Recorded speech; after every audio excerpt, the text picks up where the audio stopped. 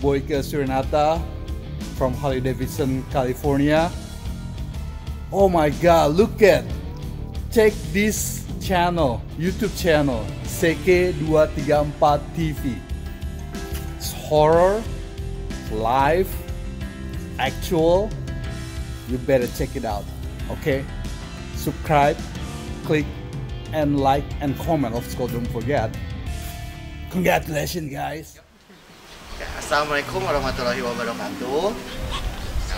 Hari ini tim Seke234 TV, puji syukur alhamdulillah kita berkesempatan untuk berkunjung ke salah satu keraton. Keratonnya yaitu adalah Keraton Sumedang Larang. Kita sekarang udah nyampe nih guys. Ya. Tepat di belakang kita adalah gedung awal atau pintu utama yang disebut sebagai gedung Sri Maganti. Sri Maganti itu Sri Maganti ya. Jadi dia memiliki filosofi yaitu adalah yang menanti-nanti tamu. Jadi gedung ini adalah gedung-gedung ketika tamu-tamu kehormatan datang, menyambut tamu maksudnya. Menyambut tamu selalu ada di gedung ini. Dan gedung ini pun dia merupakan salah satu gedung rumah tinggal yang pernah di sini adalah pangeran-pangeran tentunya ya, dan juga yang pangeran Cornel juga berdiam di sini dan sampai sekarang Pangeran Cornel, dan sampai sekarang pun di lingkungan ini pun merupakan rumah dinas dari Bupati Sumedang. Nah, kita berkesempatan untuk datang mengeksplor, mengupas tentang sejarah-sejarah yang ada di Keraton Sumedang Larang. Pasti tentunya netizen semua pada rancu ya, rancu lah, ragu lah, apa sih? Penasaran pertanyaannya. Dan ada yang pasti baru mendengar untuk pertama kalinya Keraton Sumedang Larang. Oleh karena itu kita semua berkesempatan untuk datang ke sini. Infonya yang datang ke sini itu hanya orang-orang khusus, orang-orang tertentu, tidak bisa sembarangan untuk hadir, apalagi berkunjung. Boleh, tapi hanya di lingkungan sini doang. Jadi di lingkungan luar, tidak boleh memasuki ke lingkungan dalam, apalagi untuk melihat-lihat ya. Karena infonya di dalam itu ada artefak-artefak kuno, peninggalan-peninggalan yang memang seni-seni budaya gitu ya. Iya, seni budaya dan segala macam lah, bisa dilihat nanti. Oke? Kita bisa lihat nanti. Tahu gitu ya. Betul Penasaran banget. Biar daripada penasaran, mendingan kita langsung aja masuk. Kita juga di dalam sepertinya sudah ada yang menunggu. Iya. Oke, kita langsung aja masuk. Oke? Tapi jangan lupa untuk like, Komen, share, dan juga nyalakan tombol lonceng. Assalamualaikum warahmatullahi wabarakatuh. Assalamualaikum warahmatullahi wabarakatuh. Sampurasun. Waalaikumsalam warahmatullahi wabarakatuh. Rampes. Sampurasun. Barangkali dari mana? Kita dari tim Seke234 Bandung ingin mengupas, mengeksplor tempat yang ada di Keraton Sumedang Larang ini. Sampai nanti malam? Sampai nanti malam. Barangkali lebih baik kita di ruang ini aja, di Balai Ajri. Untuk supaya lebih. Terima kasih Pak.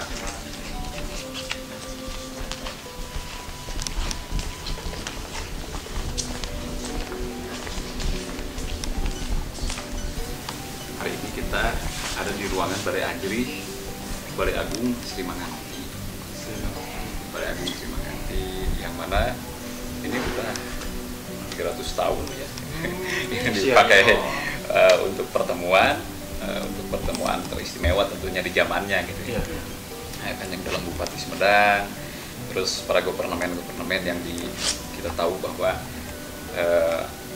ada fase-fase yang berkaitan dengan bahwa Nusantara ini dikuasai oleh gubernur asing juga gitu kan. Dari zaman Dendles, dari zaman tapi ini lebih tua daripada itu gitu kan. Ini udah 300 tahun lebih, maka mudah-mudahan kita bisa berkumpul di sini itu bisa menjadi berkah gitu. Amin. Nah, berdirinya kalau ini didirikan itu sebetulnya diresmikannya tahun 1706. Kalau didirikannya ya mungkin lebih tua gitu kan. Kalau peletakan batu pertamanya gitu. Tapi diresmikannya tahun 1706. Jadi sejak lama juga berarti apa ini berdiri? Sangat lama. Jadi ini mungkin ini satu-satunya gedung yang tidak tersentuh dan tidak pernah diruksak gitu oleh government apapun gitu. Peralihan kekuasaan dari VOC ke Prancis, dari Prancis ke Inggris, dari Inggris ke Belanda gitu kan, ini tidak pernah dirubah. Tetap kokoh berdiri ya Pak ya. Tetap kokoh berdiri. Tapi kalau sebelumnya Pak, keraton lain mungkin ini yang paling tua di Jawa Pak. Ya kalau dibandingkan ya artinya kita masih punya kebanggaan berkaitan dengan ini gedung ya, gitu, bahwa gedung ini mungkin betul untuk pusat pemerintahan tertua di Pulau Jawa gitu, karena yang lainnya kan baru-baru. Kita bisa lihat periodisasi ya, artinya peralihan kekuasaan, terus ada yang dihancurkan, dibumeratakan, kemudian dibangun lagi. sempat runtuh juga kan. Runtuh juga. Kalau keraton-keraton yang lain kita tahu bahwa ada yang rata-rata tahun 1750-an dibangunnya gitu kan. Kalau ini kan lebih tua. Lebih tua ya. Orang ini dengan siapa ini? Saya sama Geva Pak. Geva. Kalau Bapak? Kalau saya Asep Sulaiman Fadil Adiwinata ya. Gitu. Kebetulan di sini sebagai Humas Keraton Sumedang Larang.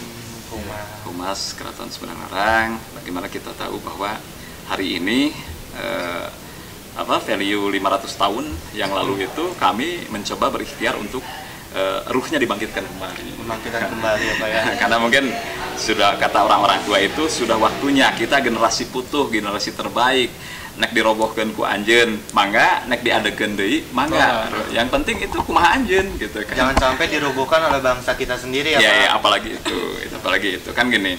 Kita punya keinginan besar dari anak cucu keturunan itu. Kalau kita punya eyang-eyang harimau, masa kita mau menjadi kucing gitu kan. Nah, artinya kita berikhtiar untuk bagaimana kita sampai ke arah situ, bahwa value yang 500 tahun yang menjadi kebanggaan sebagai ikon, sebagai hulu daya, sebagai pusat peradaban itu kami mencoba berikhtiar untuk bagaimana hari ini di alam milenial, di alam materialistik dan menering kita bisa hadir kembali. Kalau silokannya itu seperti gini, kearifan muncul kembali di era digital, di era teknologi yang sangat luar biasa ini. Kalau dulu dalam ramalan uganya engke nalika eurih geus ngabejadkeun jalan aspal maka hudangkeun deui ku anjeun. Nah, itu kan siloka, Pak. Eurih itu kan rumput ya. Rumput ilalang menembus jalan aspal. Artinya kebangkitan kearifan ini tidak bisa terbendung oleh hiruk pikuknya alam hari ini, alam milenial, alam materialistik dan menering, yang mana hari ini kita tahu bahwa artinya kearifan itu cenderung diabaikan dan segala macamnya. Tetapi ternyata ada ramalan dari cerita masa lalu itu yang berkaitan dengan bagaimana kita harus bisa ngaji, bisa maca, bisa menelisik, bisa peka terhadap situasi kondisi. Terus cerita catatan dari masa lampau itu kita akan kita menafsirkan dengan daya imajinasi kita. Arahnya kemana ini ketika eurih bisa ngabejadkeun jalan aspal gitu. Nah ini kan wah, berarti kekuatan eurih ini, kekuatan kearifan itu harus betul, berjuangnya harus luar biasa. Kita lihat faktanya, bisa kita lihat ke sana. Itu ada segala macam. Kita mulai dari gedung kereta gitu kan. Dari gedung kereta kita akan bahas kereta. Oke guys.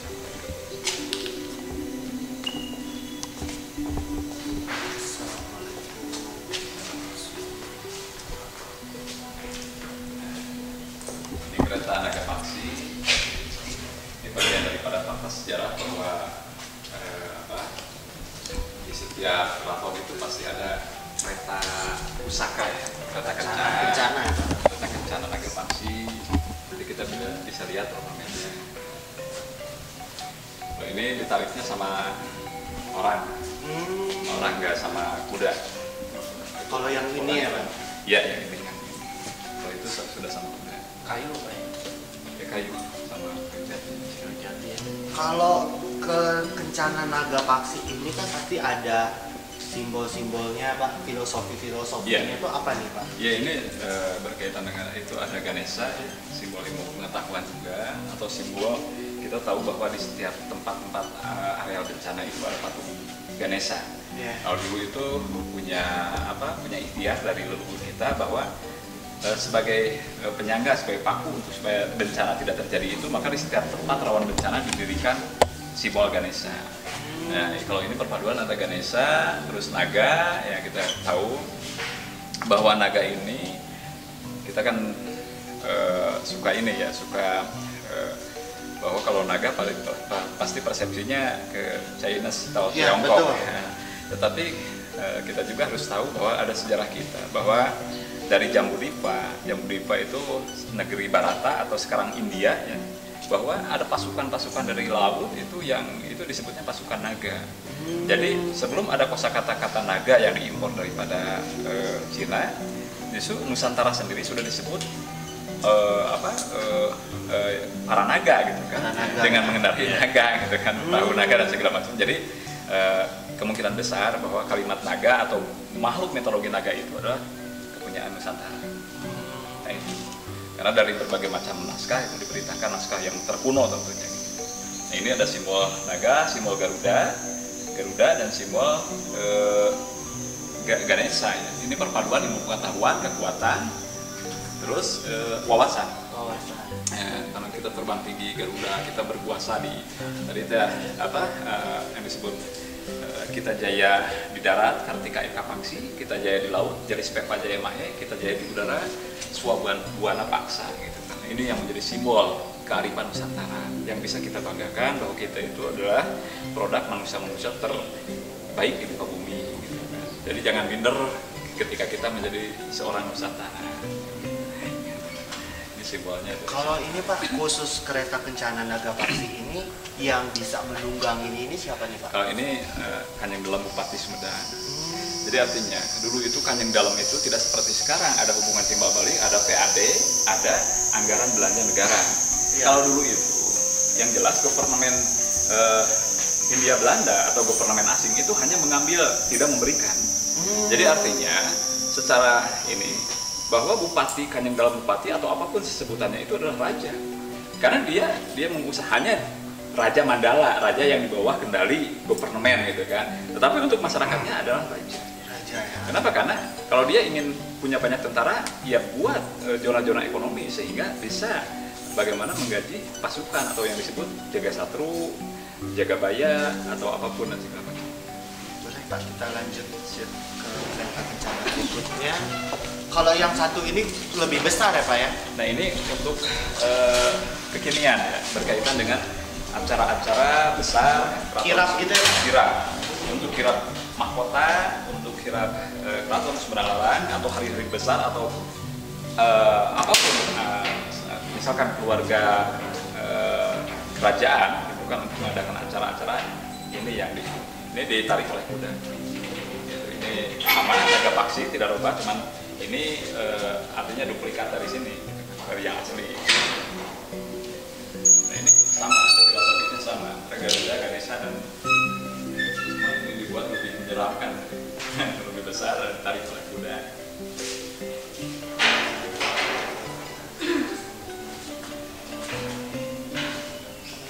Iya.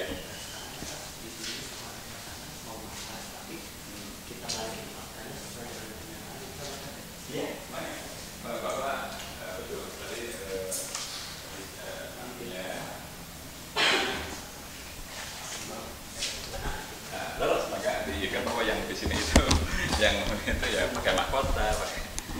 Pak, kalau yang ini juga yang menungganginya sama, masih Iya.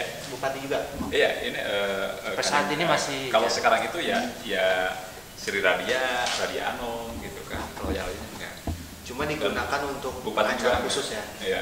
Kalau bupati itu kereta beni ya. Jadi artinya ini khusus untuk keluarga keraton itu sendiri. Kalau dari ini kan kita sudah masuk ke area sini, Betul. hawanya juga beda ya Pak ya, lebih Betul. lebih gimana gitu ya, lebih ada aura segen gitu. Dari segi spiritual gitu, gimana nih Teh? Jadi gini ya guys ya, subhanallah tabarakallah ya. Boleh kayaknya dibuka aja Teh, biar jelas. Oh ya, jauh ini ceritanya. Jadi gini ya, apa namanya, aura yang terasa oleh saya gitu kan, energi aura gitu kan. Jadi subhanallah sangat agung sekali. Dari mulai masuk ke gedung keraton ini sampai kita menelusuri ke belakang sampai gedung ini ya, kereta kencana gitu kan. Sangat terasa agung. Dalam artian agung itu bukan bukan bangunannya yang agung yang saya lihat dan rasakan, bukan. Jadi istilahnya dari isi-isi penunggunya kayak macam begitu. Jadi bisa dikatakan bagaimana ya? Tidak ada sedikit pun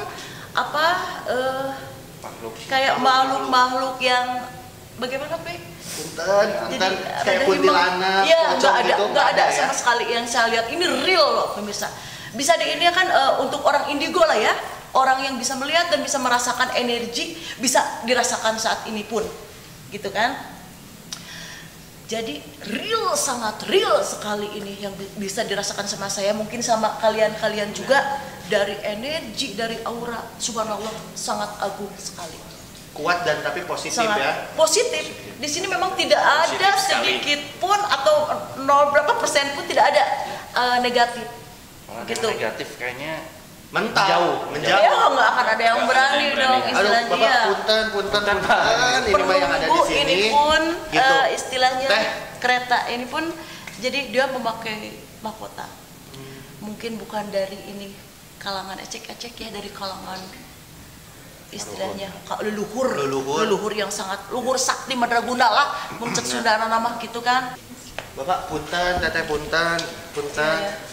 Saya pernah dengar nih Pak mitos-mitos yang memang ada di tempat ini. Terus juga sebagian orang yang mungkin sudah pernah berkunjung ke sini, ada yang kesurupan inilah, katanya itulah, segala rupa lah mitosnya katanya. Tapi kan kenyataannya pas kita datang ke sini menelusuri langsung kan itu tidak ada ya Pak ya. Jauh dari kata hantu-hantu yang memang apalah gitu, hantu-hantu berkeliaran itu nggak ada. Nah Teh, kalau seandainya ada yang masuk ke sini tapi mental lah, ada yang kesurupan lah, itu apa sih Teh? Ya mungkin itu tergantung niatnya. Mungkin dari orang kan ada yang istilahnya yang punya niat mantang atau apa gitu. Ya kita kembali lagi ke niat sih sebetulnya. Kalau niat kitanya baik, insya Allah penerimaannya juga akan baik, hasilnya baik. Seperti begitu. Bukan berarti saya sok-sokan, saya merasa baik dan suci, tidak. Benar ini. Sangat luar biasa sekali. Jadi kalau memang ada mitos orang ngomong selentingan, oh ada ini, oh saya rasa itu bohong. Berarti penglihatannya belum tajam, bukan berarti saya jago atau bagaimana, tidak. Beda loh. Beda antara aura negatif dan positif itu beda. Terasa di badannya atau terasa ke kitanya ya, gitu kan, energi kitanya tuh beda terasanya. Dan memang adab istiadat etika juga harus selalu ya Pak. Ya iyalah. Sama itu untuk daerah manapun, daerah keramat manapun pasti ada yang disebut unggu adat gitu kan. Bagaimana kita memasuki wilayah-wilayah yang apalagi ini kan benda-benda yang sangat luar biasa, sangat disakralkan. Terus kita juga di sini kalau untuk acara besar itu kita ritusnya di sini, di antaranya di sini. Gitu. Ya, boleh Pak, kita lanjut mungkin ke mana lagi? Sebelah sini ya. Ini kereta kencana yang berikutnya ya Pak ya. Kalau ini kereta kencana ini lebih ke mana nih Pak? Ini untuk acara kiraan. Ini biasanya dipakai oleh Bupati Sumedang. Sampai hari ini masih bisa berfungsi, masih dipakai untuk acara-acara sama dengan yang ini, yang tengah. Nah, kalau tapi ini untuk perawat kerajaan, itu Sri Radia sama Radia Ano yang memakai ini, gitu kan. Terus kalau ini untuk tamu kehormatan, kayak kalau ada menteri, kalau ada gubernur, ada pejabat, jelas ya, para pejabat kita di jamunya atau kalau ada arak-arakan itu pakai bendi kereta kencana tapi bendi. Nah, kalau selanjutnya nih Pak yang ini, Ini hampir sama kayak yang tadi pertama ya Pak ya? Iya, sama. Ini juga sama untuk apa? Kirab gitu kan. Kirab ini sebetulnya yang dipergunakan dulu ketika ini belum dibuat, ini yang terbaru, ini yang sebelumnya gitu. Sama duplikat daripada yang asli yang di sebelah sana gitu. Sama ini juga untuk dipergunakan untuk kegiatan-kegiatan kirab-kirab, acara-acara yang teragung di Keraton Sumenerang. Filosofinya tuh hampir sama ya Pak ya? Filosofinya sama, ada Ganesha, ada paksi yaitu burung Garuda ya, itu burung gitu kan, terus ada naga gitu kan. Ini simbolisasi kekuatan, tadi itu Kartika Eka Paksi, Jaleskapa Jayamahi, terus Swa Buana Paksa, berkaitan kita jaya di udara, jaya di darat, jaya di laut. Jadi inilah simbol Nusantara gitu. Kita menguasai semuanya gitu kan. Nah ini ada mitologi tertentu dimasukkan kepada kereta ini, berharap dari leluhur kita mungkin ke depan bahwa kita bisa tadi ya, dina budaya urang napak, tina budaya urang napak, terbang tinggi kemanapun gitu. Oh itu organisasinya positif. Makanya ini juga ada sayap-sayap ya Pak ya, membuktikan untuk terbang kita. Ada roda, ada tameng atau sisik tameng gitu kan. Simbolnya udah simbol kehidupan banget lah buat pedoman kita ya. Itu simbol-simbol ini ya. Senjata juga ya. Trisula itu kan simbol keagungan ya, simbol apa Tritangtu.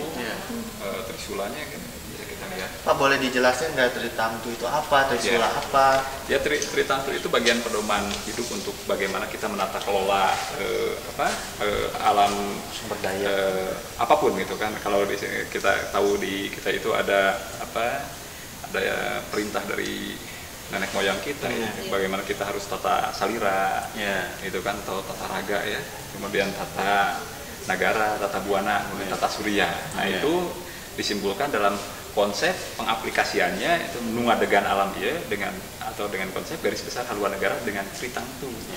Itu kan bagaimana Tritangtu ini bisa menjadikan kita manusia yang paripurna. Kalau diejawantakan secara yang sebenar-benarnya, itu kan Tritangtu di Buana itu berdasarkan bagaimana pengaplikasian sistem karamaan, karatuan, karesian, gitu kan. Ya artinya tata kelola alam ini harus betul-betul dilaksanakan dengan sebaik-baiknya dengan memakai konsep besar tersebut. Tadi dikawalnya oleh 3 kekuatan yang tadi. Kita jaya di darat. Ini untuk hukum tata negara atau yang berkaitan dengan bagaimana kita menjadi penguasa, pemakmur dunia gitu, tata buana gitu kan, dengan konsep Tritangtu. Jadi saling berkesinambungan filosofis ini dengan apa yang bagaimana Tritangtu ini menjadi dasar garis besar haluan ajar atau ajar pikukuh Sunda yang harus dipatuhi. Gitu. Filosofi Tritangtu pun sekarang dipakai ya Pak untuk tatanan pertahanan negara kita. Dipakai. Itu ada yudikatif, eksekutif. Jadi jauh sebelum Rousseau atau Montesquieu berbicara tentang trias politikal, kita sudah memakai konsep yang sangat lebih menyeluruh, komprehensif ya, berkaitan dengan konsep ngadegan alam, dengan konsep Tritangtu di Buana. Gitu. Itu ajar pikukuh ya. Itu dari sumbernya dari ajar kitab Sambada Sambawa Winasa. Kitab Sunda yang dikarang oleh Empu atau Resi Wisnu Brata. Yang mengejawantahkannya itu adalah Eyang Prabu Dharma Siksa, yang kemudian oleh seorang resi direkes menjadi siksa kandang keresian. Di situ ajar pikukuh semua diterjemahkan secara menyeluruh. Itu yang bisa menjadi kekayaan kita Nusantara, atau kita berbicara tentang sebuah konsep hukum dari Tatar Sunda untuk dunia. Kalau dari segi spiritual nih, dari kan di sini tuh ada 5 ya kereta kencana. Pasti kan setiap kereta kencana juga ada power tertentunya. Kekuatan energinya. Gimana nih Teh? Yang paling kuat. Yang paling kuat. Ini dong. Ini. Karena ini memang dipakai untuk kirap pusaka gitu ya Pak. Untuk ritual ini. Ini sama ini juga. Sangat kuat. Yang lebih kuat pokoknya ini. Yang ini ya. Karena ini diaktifkan. Untuk ritus, untuk apa dan sebagainya yang ini. Jadi kalau ritus pun dilakukan di sini dan pakai ini ya Pak. Untuk bagaimana perjalanan ritual khusus ini. perjalanan acara itu supaya lancar itu di sini kita mengadakan. Kalau untuk nanti Pak tanggal 22 September itu ini akan dikeluarkan kan Pak? Dikeluarkan semua itu. Semua apa ya? Semua. Termasuk ada beberapa kereta yang di luar kereta sama dengan ini. Yang sama-sama. Jadi kita bisa kirim kereta itu sampai 6 kereta. Di luar ya? Iya, di luar masih Ya, ada. di luar itu ada 3 kereta yang bisa kita pakai untuk kegiatan seremoni atau kirap-kirap. Insya Allah lah kita bakalan hadir ya. Insya Allah. Insya Allah. Sebelumnya juga terima kasih Pak, kehormatan Ya. sekali kita udah diundang gitu. Sama-sama. Boleh masuk ke sini aja udah suatu kebanggaan. Kebanggaan ya udah alhamdulillah gitu. Apalagi nanti kita bisa melihat, kalau sekarang kan guys kita melihat ini di dalam garasinya, di dalam rumahnya. Nanti kita melihat ini berjalan di luar.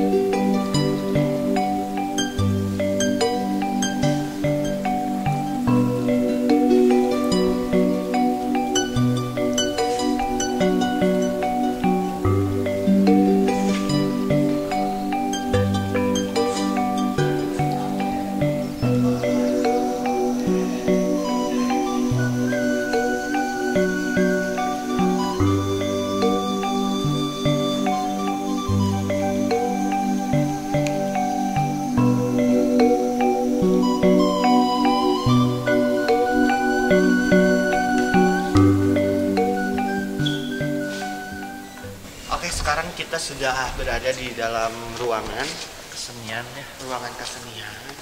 Kesenian ini begitu sakral dan juga ruangan kesenian ini merupakan salah satu budaya juga Cagar. Ada juga ya Pi ya, kesenian juga yang memang nanti akan dijelaskan oleh Pak Asep. Pak Asep boleh dijelaskan? Ini adalah ruang gamelan. Kita bisa tahu di situ ada gong renceng, gong yang banyak. Itu karena simbol keagungan itu. Apa? Gong ini merupakan simbol. Gong ini simbol perdamaian, simbol keagungan, simbol apapun dan segala macam. Artinya pengesah apapun itu pasti gong. Peresmian apapun pasti gong. Maka simbolnya memakai gong. Iya. Nah itu kita tahu bahwa di sini ada apa? Ada gamelan-gamelan yang ini yang kita tahu gamelan Sari Oleng Mataram. Ini ceritanya unik karena ini berkaitan dengan adu ilmu lewat kemiri ya gitu kan. Kemiri itu gimana Pak? Muncang gitu. Muncang gitu. Tapi itu tentunya hanya sanepan, metafor atau siloka ya bahwa tetapi intinya kalau kita memenangkan atau kita kalah maka Sumedang Larang harus tunduk gitu. Tapi kalau kita menang ya cukup gamelan aja gitu. Kita hanya tidak meminta apapun gitu. Maka gamelan ini menjadi milik Sumedang Larang. Kalau ini sejarahnya berkaitan dengan ngadu kemiri. Kalau bahasa sekarang mah ngadu ilmu, wawasan, wawasen, wawanen gitu. Tapi kita memenangkan, akhirnya kita memenangkan ini.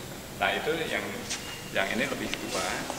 Ini lebih dari 400 tahun. Waduh. Ini yang paling tua kan? Yang paling tua, yang paling tua. Ini gamelan Panglipur ya. Bisa dilihat, ini 1625 tentu ini dibuat lebih tua daripada predestinasi beliau ketika menjabat sebagai dalam Bupati Sumedang. Ini bisa di ini ya.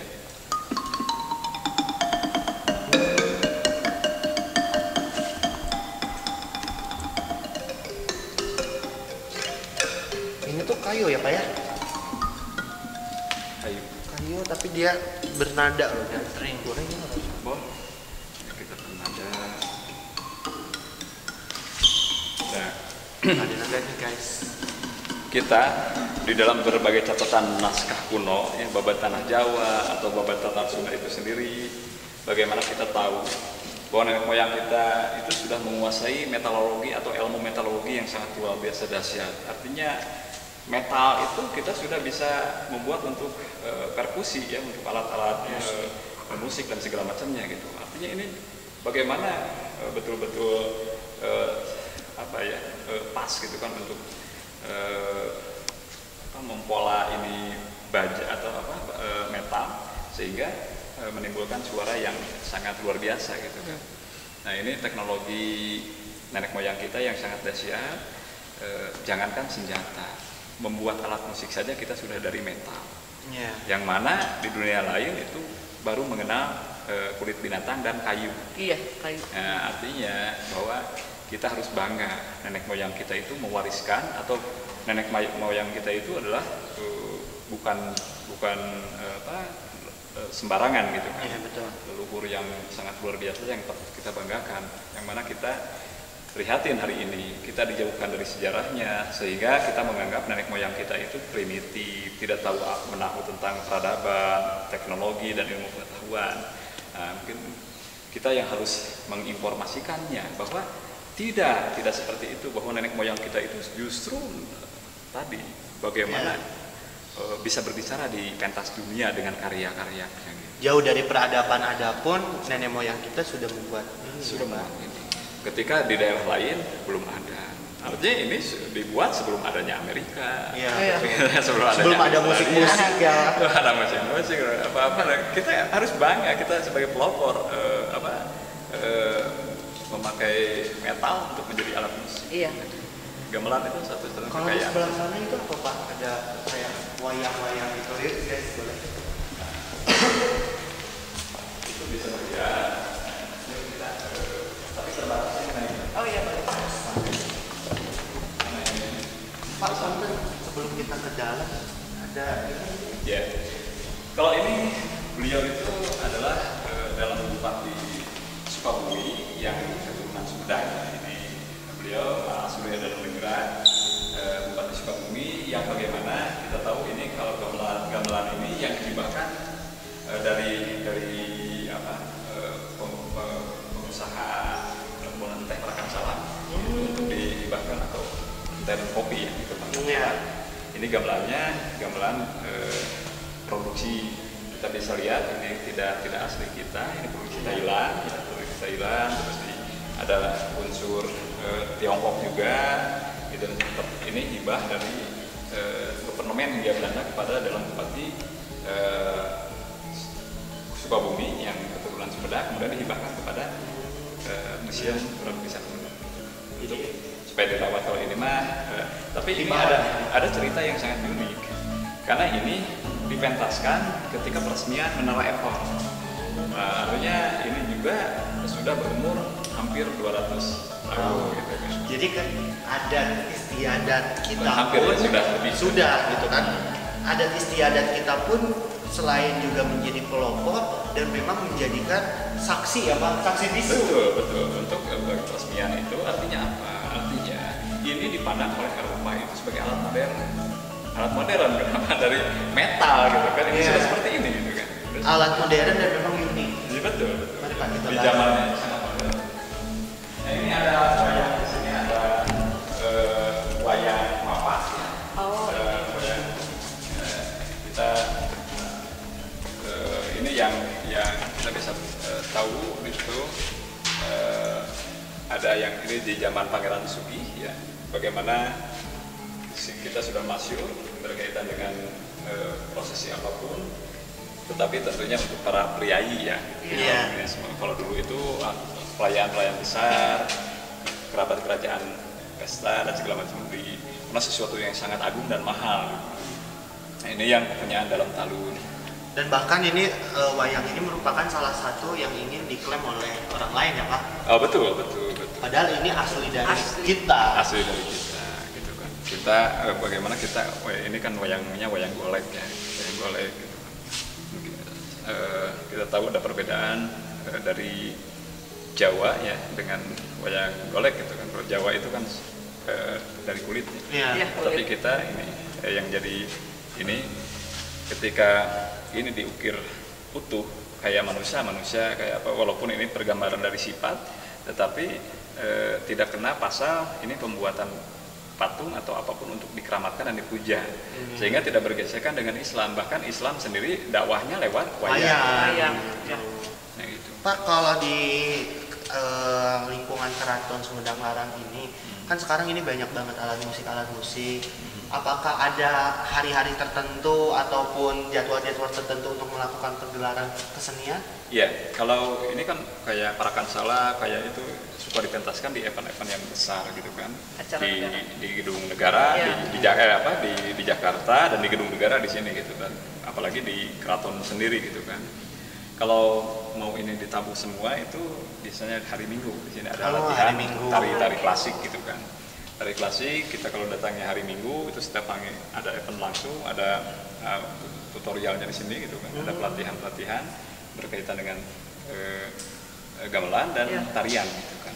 Jadi buat kalian semua teman-teman yang hari Minggunya kosong ingin mengenal sejarah, bisa langsung datang ke sini ya Pak? Bisa langsung. Jam berapa nih Pak? Itu dari jam 8 sampai jam 3 sore. Dari jam 8 sampai jam 3 sore bisa menyaksikan tari-tarian dan juga kesenian-kesenian apa saja yang memang asli dari kebudayaan kita.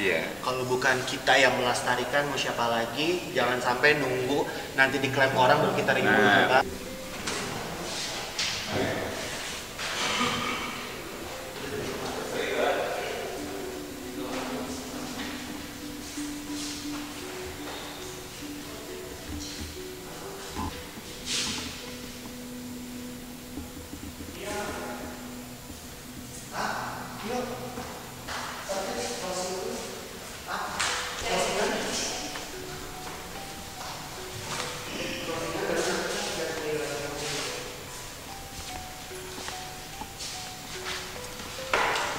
Oke guys, sekarang kita sudah melakukan penelusuran ya. Tapi penelusuran kali ini kita akan membahas tentang sejarah di Keraton Sumedang Larang, khususnya yang ada di sini ya, kebudayaan-kebudayaan, sejarah-sejarah. Dan nanti kita akan mengeksplor lagi ke tempat yang selanjutnya. Nanti bakalan ada Teh Siska juga dan tim yang lainnya. Pokoknya jangan lupa untuk like, komen, share juga, dan subscribe. Jangan lupa nyalakan tombol lonceng. Assalamualaikum warahmatullahi wabarakatuh. Tunggu ekspor kita selanjutnya di sini, dan jangan lupa untuk follow Instagramnya Keraton Sumedang _official. Bye. Betul ya?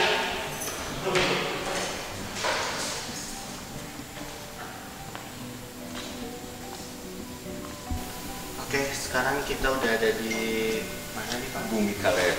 Bumi Kaler. Kalau Bumi Kaler tuh artinya apa? Kalau dulu itu ada Bumi Kidul, Bumi Kaler, Bumi Kulon, dan ada Sri Manganti ya, Balai Agung Sri Manganti.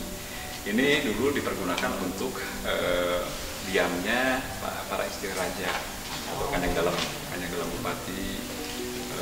Tapi hari ini dipergunakan untuk ya bagaimana kita Keraton Sumedang Larang ada museum. Ini adalah semua tilaran dari kanjeng dalam Bupati Sumedang dari zaman ke zaman. Kayak ini untuk alat-alat apa bisa kecantikan, bisa apa gitu kan. Ya kotak-kotak untuk barang berharga bisa dilihat sama itu juga. Terus ini ada apa tempat apa ya dulu itu miliki tempat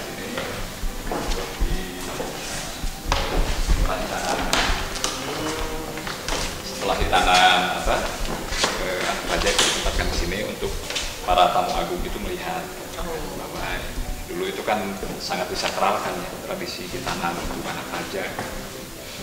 Nah ini bangunan ini sudah lumayan cukup tua, hampir 150 tahun ya, 150 tahun, tapi kita kelihatan masih kokoh walaupun dari kayu.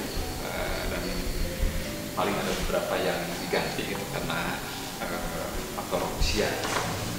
Dan kita juga bisa lihat ini dulu di setiap kerajaan, kesultanan atau kabupaten itu ada tradisi berburu binatang. Nah ini diantara hasil buruan yang dikeraskan. Kalau dulu belum ada undang-undangnya kan. Kalau sekarang ada asli. Nah, kalau tidak ada yang ini kalau berhadapan dengan yang hidupnya takut gitu. Atau malu gitu kan, lebih baik foto selfie di sini gitu kan. Ini asli apa? Tidak terbayang ketika kita atau siapapun berhadapan ya dulu di masa lampau itu berhadapan dengan atau bertemu di mana itu dengan hewan-hewan buas ya Pak. Hewan-hewan buas, misalnya yang penguasa hutan harimau. Pak Asep, maaf potong, kalau ini hasil buruan siapa ya? Ya kalau di buruan siapa tidak dijelaskan, tapi ini yang jelas ada tradisi berburu harimau gitu kan. Sampai kita tahu kalau harimau Jawa itu tahun 76 terakhir ini, tapi walaupun ada penampakan di Gunung Salak, di Lampau Mas juga masih ada 2. Kalau yang hitam itu banyak, tapi kalau yang lodaya itu karena harus 90 km persegi ya untuk jatah makannya gitu kan. Jadi kalau kurang dari itu bisa kelaparan. Tetapi tradisi dulu untuk menguji atau biasanya seorang pangeran itu diketutankan kita untuk survival, bagaimana dia bisa bertahan hidup di hutan tanpa makan dan berhadapan dengan binatang buas. Jadi pangeran dulu itu justru bukan kayak sekarang ya dimemen di enak-enak, enak itu, tetapi dibuat tangguh gitu kan untuk bisa bertahan hidup. Intinya ini faktanya bahwa harimau itu jelas di kita juga ada. Kalau ini tipe harimau Jawa. Langsing gitu kan. Kalau harimau Sumatera kan lebih besar, lebih besar. Kecuali lodaya di kita, dan lodaya itu kadang-kadang tercampur mitos kayak sebesar kuda gitu. Tapi itu kan selama ini yang paling besar di dunia itu kan harimau Karibia yang gede itu yang kayak beruang. Nah ini juga di situ ada ribuan naskah, tapi sayang kuncinya di bawah perpustakaan. Ya perpustakaan, dan ada kalau siang itu nanti kita bisa lihat naskah-naskah kuno di sini. Ada banyak beberapa naskah dan ada beberapa yang sudah digitalisasi gitu kan. Kita bisa membacanya lewat itu. Ada 31 naskah kuno yang masih orisinil yang belum ada yang membaca ya gitu. Para filolog tapi sudah mulai ada 12 naskah yang mau diterjemahkan. Kita sudah punya ratusan naskah yang insya Allah ini masih terjaga, terpelihara, walaupun tentunya lawan yang paling mematikan bagi naskah itu adalah cuaca. Suhu gitu kan. Rapuh ya Pak tanah. Ya, makanya harus sesegera mungkin digitalisasi untuk supaya digitalisasi dan ada duplikatnya. Sebelumnya memakai bahasa apa itu Pak? Kalau di sini ada bahasa Sunda asli ya kan. Sunda itu terdiri dari diantaranya Kaganga, ada juga Jawa ya, Anak Caraka gitu. Tapi sebetulnya tidak ada Jawa, pembatas Jawa Sunda dulu itu sama Nusantara itu gitu kan, kebanyakan memakai tulisan dan bahasa yang sama satu per periode, kecuali di pegunungan yang suku-suku beda. Kalau sekarang itu beda RT, beda bahasa gitu. Iya, betul. Gitu. Tapi kalau untuk komunitas terstruktur seperti kerajaan, kesultanan atau apapun itu biasanya per periodisasi itu bahasanya sama tulisannya sama, karena itu lambang untuk komunikasi gitu. Jadi di sini ada Kaganga, ada Hana Caraka, ada campuran, dan kebanyakannya Pegon. Kita tahu bahwa Pegon itu sebetulnya sudah diawali, Pegon tertua itu Melayu, karena pertama kali ada interaksi antara dunia Islam dengan rumpun Melayu di Barus, untuk bagaimana begitu berkepentingan orang-orang Timur Tengah itu untuk membeli kapur Barus ke daerah Barus di Sumatera gitu kan. Artinya kan huruf-hurufnya bahasanya bahasa tapi dibacanya Melayu, bahasa Arab gitu. Jadi kebanyakan itu Pegon, ada Pegon Melayu, ada Pegon Jawa, Pegon Sunda gitu kan. Nah, di sini banyaknya Dagon dan beberapa naskah dan Al-Quran yang ditulis tangan gitu, yang sudah 200 tahun, yang 300 tahun. Jadi mudah-mudahan ini bisa, tapi tentunya ketika dulu kan ketika jadi museum ini kurang dieksplor gitu kan. Mudah-mudahan setelah keraton dibangkitkan lagi sebagai sentrum budaya, sebagai bisa juga dijadikan jendela untuk membuka gitu kan, bahwa dari pintu masuk keraton itu semua naskah bisa terbaca. Dan di sini pun bukti-bukti sejarah ada di sini ya Pak. Karena fakta sejarah dari naskah itu yang paling sumber primer. Artinya peradaban besar bangsa Sumeria atau apa. Makanya arti dari aksara itu kesara itu termusnahkan. Jadi sebuah peradaban rasional atau apapun itu kalau tidak ada aksaranya, maka akan dibohongkan atau akan dinasbikan ayat-ayatnya gitu. Tapi ketika ada catatan bangsa Sumeria, aksara tersebut dipahat lewat di batu, di mana yang penting aksara, bentuk komunikasi manusia terdahulu dengan manusia sekarang itu lewat aksara. Makanya bukti ya Pak ya. Iya, makanya peradaban sehebat apapun tanpa aksara, makanya sekarang itu ada beberapa itu yang ini kan, kerajaan A, kerajaan ini fiktif atau bohong dan segala. Kenapa? Karena tidak ada temuan aksara. Tidak ada temuan prasasti, aksara dan segala macamnya gitu kan. Maka dibohongkan walaupun peradabannya menurut Pokok besar sekali. Kita merasakan itu.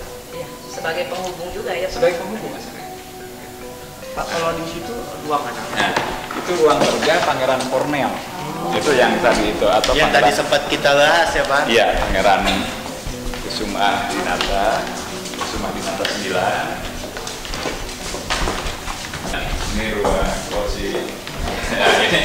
Nah, kalau ini udah 200 tahun lebih ya. Ini kan? Sudah 200 tahun. Sudah 200 tahun karena beliau itu memerintah dari 1791 sampai 1828. Jadi artinya ini 200 tahunan. Itu ada, kita bisa lihat peradaban masa lampau ini udah 200 tahun juga. Itu selimut beliau, kita bisa lihat. Itu jadi 200 tahun sudah. Tapi masih utuh ya Pak. Juga ya. Pakaian itu masih ada. Iya, 200 tahun masih. Ini tempat tidur beliau dari jati. Ini masih warnanya juga dari campuran masih asli. Masih. Kalau ini udah berapa lama nih Pak? Ini 200 tahun. 200 tahun juga. Nah, ini tempat tidurnya Kanjeng Dalam Bupati Sumedang.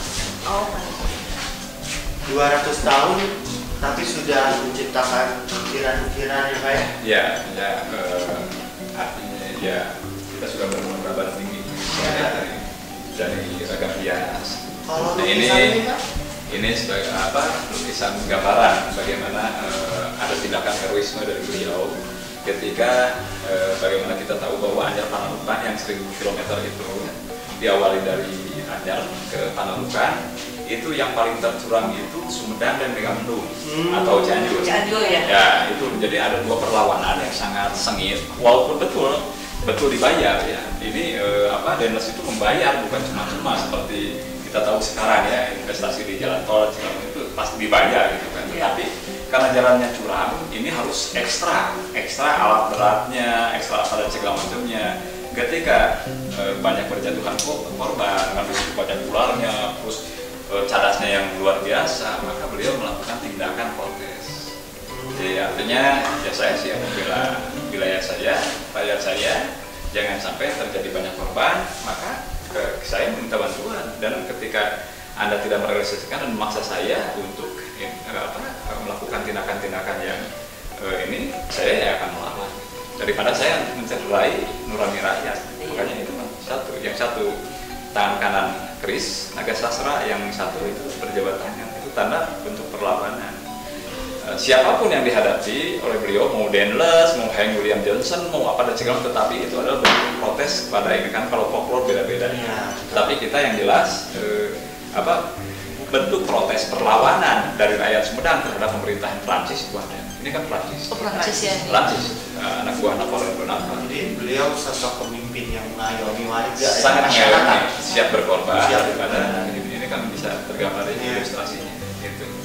Nah, itu juga bisa ini bisa. Dan ini gambaran coret-coret dari aslinya juga seperti ini. Oh, dari asli. Dari aslinya cuma digambar lagi. Ilustrasi ya. Kalau ilustrasi ini nih Pak, yang membuat dari mana nih Pak? Kalau ini yang membuat dari kerabat juga, ada yang Kang Lalang, Wiranto Kusuma, ada Coki Martonegara, ada banyak gitu. Termasuk Raden Suyur juga, pelukis juga gitu. Dari sebenarnya banyak pelukis. Kalau itu bisa dilihat di situ pelukisnya. Tapi yang jelas gambar ini mencirikan bahwa tadi kan sudah terjawab bahwa Pangeran Kornel itu adalah seorang lokal gitu. Ya, pribumi ya Pak. Pribumi gitu kan, yang melakukan tindakan perlawanan ketika terjadi kesewenang-wenangan. Justru dengan adanya perkembangan zaman, kita harusnya membawa perkembangan ini, adat dan istiadat ini menjadi lebih maju lagi dengan era kita sekarang. Kita bakalan lanjut kemana lagi nih Pak? Ke Gedung Gede. Gedung Gede. Lebih ini lagi. Lebih sakral lagi. Lebih sakral. Bukan yang Oke, sakral. ayo kita ikutin ya.